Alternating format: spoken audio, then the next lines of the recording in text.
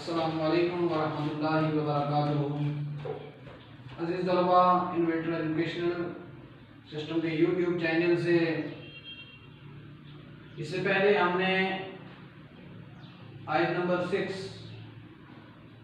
کا ترجمہ اور تشریح پر مختصر ڈسکس کی۔ اب آیت نمبر 7 اس کے ہم مختصر ترجمہ اور تشریح پر ڈسکس کریں گے۔ عزیز طلباء، اللہ کے عالم نے اپنی پاک کلام کے اندر ارشاد فرمایا: اُذِنَ لِلَّذِينَ يُقَاتَلُونَ بِأَنَّهُمْ ظُلِمُوا وَإِنَّ اللَّهَ عَلَى نَصْرِهِمْ لَقَدِيرٌ، کہ جن مسلمانوں سے خام خواہ لڑائی کی جاتی ہے ان کو بھی اجازت ہے وہ بھی لڑیں۔ وَإِنَّ اللَّهَ عَلَى نَصْرِهِمْ لَقَدِيرٌ، اور بے شک اللہ تعالیٰ ان کی مدد کرنے پر قادر ہے۔ عزیز طلباء، اس آیت کا شان نزول کچھ یوں ہے کہ نبی اکرم نور مجسم شفیع معظم صلی اللہ علیہ وآلہ وسلم آپ نے جب اعلان نبوت فرمایا تو کفار مکہ مسلمانوں پر طرح طرح کے ظلم کرتے تھے کہ صحابہ کرام رضوان اللہ علیہم اجمعین ان کی شکایات دے کر اپنے کریم آقا صلی اللہ علیہ وآلہ وسلم آپ کی خدمت کے اندر حاضر ہوتے۔ اس حال میں حاضر ہوتے کہ کفار انہیں شدید ایذائیں دیتے، ہاتھ سے، زبان سے، اور کوئی ایسا کفار کا عمل ایسا نہ تھا کہ جس کے اندر مسلمانوں کے لیے ایذا نہ ہو۔ کبھی کسی صحابی کا سر زخمی کر دیتے، کبھی کسی صحابی کے ہاتھ کو زخمی کر دیتے، پاؤں کو زخمی کر دیتے، اتنی ایذائیں دیتے کہ صحابہ حضور علیہ السلام کے پاس حاضر ہوتے اور عرض کرتے: یا رسول اللہ صلی اللہ علیہ وآلہ وبارک وسلم، کفار ہمیں ایذا دیتے ہیں۔ تو حضور علیہ السلام ارشاد فرماتے کہ اے میرے غلاموں، صبر کرو، ابھی اللہ کے عالم کی طرف سے جہاد کا حکم نہیں آیا۔ تو صحابہ صبر کرتے، تو پھر اللہ رب العزت نے جب یہ مسلمان مکہ کے اندر تکلیفیں سہنے کے بعد اللہ رب العزت کی طرف سے حکم ہوا کہ آپ مدینہ کی طرف ہجرت فرمائیں، تو نبی اکرم نور مجسم شفیع معظم صلی اللہ علیہ وآلہ وسلم آپ نے مدینہ کی طرف ہجرت فرمائی۔ اور جب آپ وہاں پہنچے تو کفار اپنی شرارتوں سے باز نہ آئے، انہوں نے وہاں پر بھی مسلمانوں کو ظلم و ستم، مختلف قسم کے مصائب اور آلام کے اندر ڈالے رکھا اور ان کو تکلیفیں دیتے رہے۔ تو پھر اللہ کے عالم نے اپنی پاک کلام کے اندر اپنے کریم آقا صلی اللہ علیہ وآلہ وسلم کی طرف اس حکم کو نازل کیا۔ اللہ رب العزت نے ارشاد فرمایا کہ جن مسلمانوں سے خام خواہ لڑائی کی جاتی ہے ان کو اجازت ہے کہ وہ بھی لڑیں، کیونکہ ان پر ظلم ہو رہا ہے۔ کہ جن مسلمانوں سے خام خواہ لڑائی کی جاتی ہے ان کو بھی اذن اجازت ہے کہ وہ بھی ان سے لڑیں، کیونکہ ان پر بِأَنَّهُمْ ظُلِمُوا ان پر ظلم ہو رہا ہے۔ وَإِنَّ اللَّهَ عَلَى نَصْرِهِمْ لَقَدِيرٌ، اور بے شک اللہ رب العزت ان کی مدد پر قادر ہے۔ تو تب جا کر مسلمانوں نے پھر کفار کے خلاف جو ہے وہ تلوار کو اٹھایا۔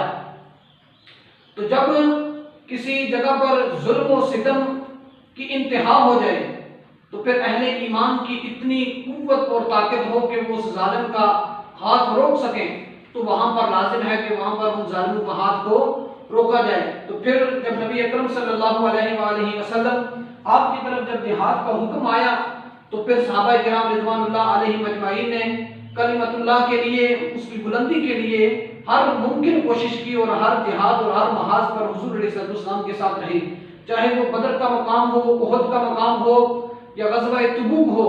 تو پھر حضور علیہ السلام کے صحابی ہر محاذ پر نبی اکرم صلی اللہ علیہ وآلہ وسلم اور دین کی سر بلندی کے لیے انہوں نے جہاد کیا۔ اب اس سے کوئی یہ مطلب نکالے کہ یہ مسلمانوں کی طرف سے یہ قتال اور خون ریزی ہے، ایسا ہرگز نہیں ہے۔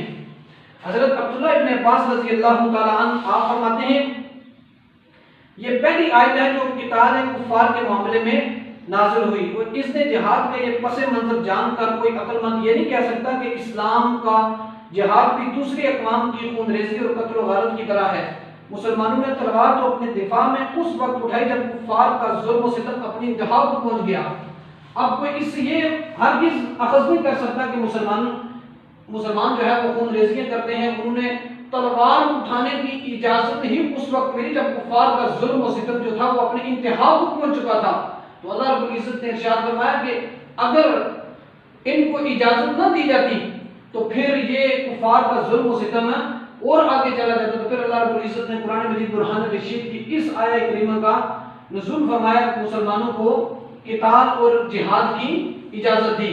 اور مسلمانوں کا جو جہاد ہے یہ کلمت اللہ اور رب کی رضا کے لیے ہوتا ہے، جبکہ کفار اور وہاں پر دین اسلام کا نفاذ ہوتا ہے اور مسلمانوں کو اسلام کی دعوت دینے کے لیے یہ سب کچھ کیا جاتا ہے. جبکہ جو کفار کی طرف سے قتل اور خون ریزیاں کی جاتی ہیں وہ محض اپنی حکومت کی داد بٹھانے کے لیے، اور مسلمانوں کا ہر چیز یہ مقصد نہیں ہوتا. عزیز طلباء، مسلمان اگر تلوار لے کر دین اسلام اور اللہ رب العزت کے نام کی بلندی کے لیے باہر نکلتے ہیں اور اس کے اندر فقط اپنے خالق کی رضا ہوتی ہے، اگر اس کے اندر خالق کی رضا شامل نہ ہو اور دین اسلام کا لانا مقصود نہ ہو تو پھر وہ ایسے جہاد کو بھی اللہ رب العزت اپنی بارگاہ العظمال کے اندر قبول نہیں فرماتا. تو پھر صحابہ نے ہر محاذ پر، بدر ہو، احد ہو، غزوہ تبوک ہو، خندق ہو، وہ فتح مکہ ہو، تو پھر انہوں نے جہاد کر کے مسلمانوں کو، لوگوں کو اپنے رب کی طرف بلایا اور اسلام کا بول بالا کیا. تو یہ ظلم و ستم کے بڑھ جانے کے بعد اللہ کے عالم نے پھر یہ ارشاد فرمایا اذن للذین یقاتلون بانہم ظلموا وان اللہ علی نصرہم لقدیر. عزیز طلباء، یہ تھا اس آیت کا شان نزول، اور یہ جوابی کارروائی سے حضور علیہ السلام پہلے تو صحابہ کو منع فرماتے رہے، لیکن جب ہجرت کرنے کے بعد، ہجرت کے بعد بھی جب کفار نے یہ کام اپنے اس عمل سے باز نہ آئے، ایذا والے عمل سے، تو پھر اللہ رب العزت نے قرآن مجید برہان رشید کے اندر اس آیت کا نزول فرمایا. اس سے پہلے مکہ کے اندر حضور کے غلاموں سے کتنا ظلم کیا جاتا رہا، وہ سیدنا صدیق اکبر ہوں، وہ حضرت عمر فاروق رضی اللہ تعالی عنہ ہوں، وہ دوسرے صحابہ ہوں، حضرت بلال ہوں، ابو ذر غفاری ہوں، یا عمار بن یاسر ہوں، یا حضرت سمیہ ہوں.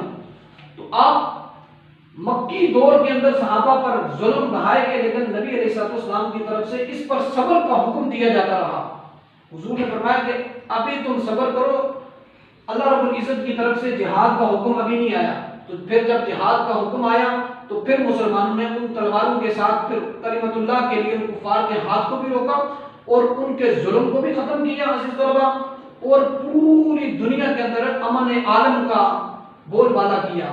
تو عزیز طلباء، آج کے ہمارے اس مختصر آیت کے اندر ہم نے اس کا ترجمہ اور تشریح پر ڈسکس کی کہ اللہ کے عالم نے ارشاد فرمایا جن مسلمانوں سے خواہ لڑائی کی جاتی ہے ان کو بھی اجازت ہے کہ وہ بھی لڑیں، کیونکہ ان پر ظلم ہو رہا ہے. ان اللہ علی نصرہم لقدیر، اور بے شک اللہ رب العزت ان کی مدد پر قادر ہے. اور بدر کے مقام پر ہر جگہ پر اللہ رب العزت نے مسلمانوں کی مدد فرمائی، فرشتوں کے ذریعے بھی اللہ رب العزت نے مدد فرمائی، اور اللہ کے عالم جس طرح چاہتا ہے وہ کرتا ہے. دعا ہے کہ عزیز طلباء مجھے اور آپ کو اس پر عمل پیرا ہونے کی ہمت اور توفیق عطا فرمائے.